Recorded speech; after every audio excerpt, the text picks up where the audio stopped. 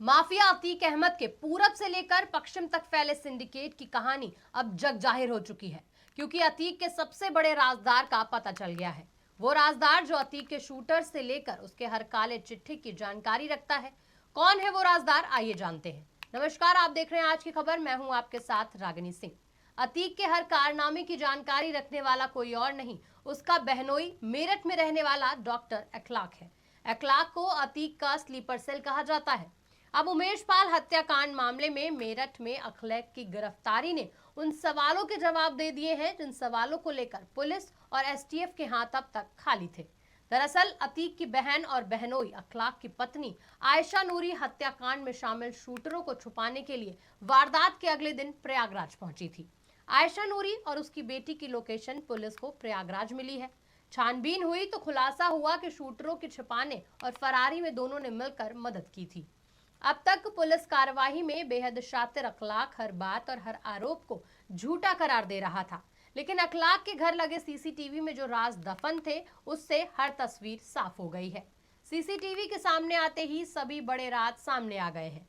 CCTV ने STF को इतने बड़े सबूत दे डाले जिसने न सिर्फ अतीक और अखलाक के गठजोड़ से पर्दा उठा दिया है, बल्कि उमेश पाल हत्याकांड में भी एक बड़ी कहानी और षड्यंत्र की जानकारी दी है।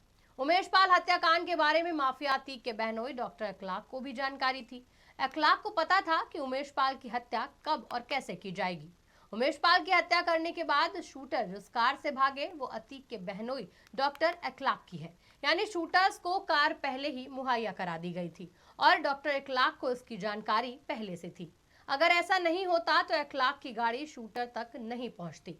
गुड्डू मुस्लिम मेरठ के भवानी नगर में खुद ही अखलाक के घर पहुंच गया, यानी उसको यहाँ पहले से आना जाना था, वो पहले से इन लोगों को जानता था। गुड्डू मुस्लिम से अखलाक गले मिलते नजर आ रहा है, जिससे पता चलता है कि दोनों में काफी घनिष्ठता थी।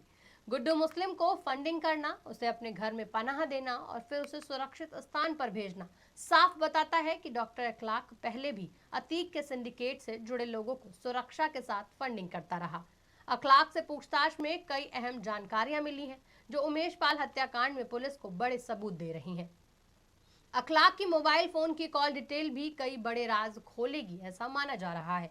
वहीं आयशा नूरी और उसकी बेटी को भी पुलिस आरोपी बनाने की पूरी तैयारी कर चुकी है, क्योंकि दोनों ने शूटरों को छिपाने और फरार करने में मदद की थी और आयशा की कार पुलिस ने प्रयागराज से बरामद की है, जिसके आधार पर अब पुलिस अतीक की बहन और भांजी दोनों को हिरासत में ले सकती है। वहीं अब तक उमेश पाल हत्याकांड में 2 अपराधी अरबाज और उस्मान को एनकाउंटर में ढेर कर चुकी है और 4 आरोपियों के मकानों को जमींदोज किया जा चुका है।